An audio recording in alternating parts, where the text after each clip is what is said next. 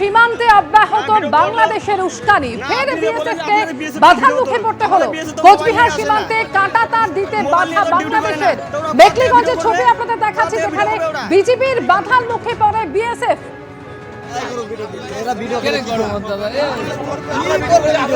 ওই একই কেস, আপনারা যেটা করবেন সেটা আমরা করবো। তাহলে বাধা সৃষ্টি কেন করতেছেন ভিডিও করার জন্য?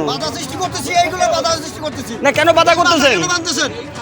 100 বার বাঁধতে পারবো আমরা 100 বার বাঁধতে পারবো না, আমরা 100 বার বাঁধতে পারবো।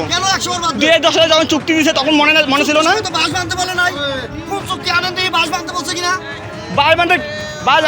আমাদের সেফটির জন্য বাঁধতেছি।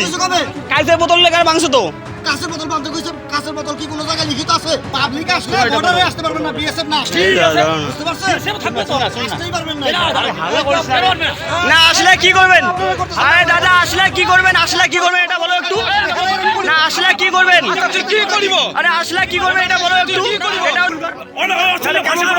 আমরা বর্ডারে আসতে পারবো না, আমাদেরকে জোর করে টানিয়ে নিয়ে যাবে, চক্রান্ত করতেছে বাংলাদেশের বিজিবি।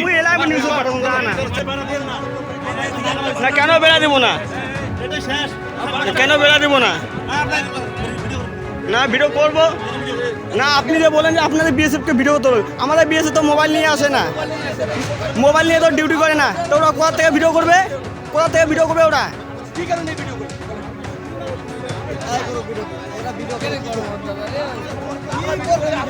ওই একই কেস, আপনারা যেটা করবেন সেটা আমরা করবো। তাহলে বাধা সৃষ্টি কেন করতেছেন ভিডিও করার জন্য? না কেন বাধা করতেছেন? 100 বার বাঁধতে পারবো আমরা। অর্থাৎ কোনোভাবেই কাঁটা তার লাগাতে দেওয়া হবে না। ফের সেই একই ছবি দেখা গেল এবার কোচবিহারের মেকলিগঞ্জ সীমান্তে। আগেও আমরা দেখেছি বিএসএফ কে একইভাবে এরকম বাধার সম্মুখীন হতে হয় মেকলিগঞ্জে। ঠিক একই পরিস্থিতি এর আগেও তৈরি হয়েছিল। ফের কাঁটা তার লাগাতে গেলে বাধার সম্মুখীন হতে হলো বিএসএফ কে। কথা বলবো শুভেন্দু ভট্টাচার্য এই মুহূর্তে রয়েছেন আমাদের সঙ্গে। শুভেন্দু, নতুন করে আমরা দেখতে পেলাম যে অশান্তি সৃষ্টি হলো, কি কারণে? একদমই তাই। দেখো, গত 10ই জানুয়ারি মেখলিগঞ্জের বাগডোগরা ফুলকাডাবড়ি সীমান্ত, ভারত বাংলাদেশ সীমান্ত, সেখানে কিন্তু বিএসএফ এর পক্ষ থেকে এবং স্থানীয় গ্রামবাসীদের সহযোগিতায় একটি ক্যাটেল ফেন্সিং দেওয়ার কাজ শুরু হয়। কারণ দহগ্রাম অঙ্গারপোতা যে বাংলাদেশি ভূখণ্ড, সেখান থেকে কোনো কাঁটাতারের বেড়া ছিল না, তাই বাংলাদেশি দুষ্কৃতীরা সেখানে আক্রমণ চালাতো, তাদের ক্ষেত নষ্ট করত। সেই জন্য কিন্তু একটা ক্যাটেল ফেন্সিং দেওয়া হয় এবং সেটা নিয়েও বিজেপি আপত্তি জানায় এবং এই ঘটনাকে কেন্দ্র করে কিন্তু সেই সময় উত্তেজনা ছড়িয়েছিল। ফের গতকাল যখন সেই যে কাঁটাতারের বেড়া, সেই কাঁটাতারের বেড়াকে আরো মজবুত করার জন্য যখন স্থানীয় গ্রামবাসীরা বিএসএফ এর সহায়তায় সেখানে বাঁশ লাগাচ্ছিল, সেই সময়ও বিজেপির তরফ থেকে কিন্তু বাধা দেওয়া হয় এবং রীতিমতো গ্রামবাসীদের সেখানে হুমকি দেওয়া হয় যে তারা সীমান্তে আসলে তাদের দেখে নেওয়া হবে, এমনও হুমকি দেওয়া হয়।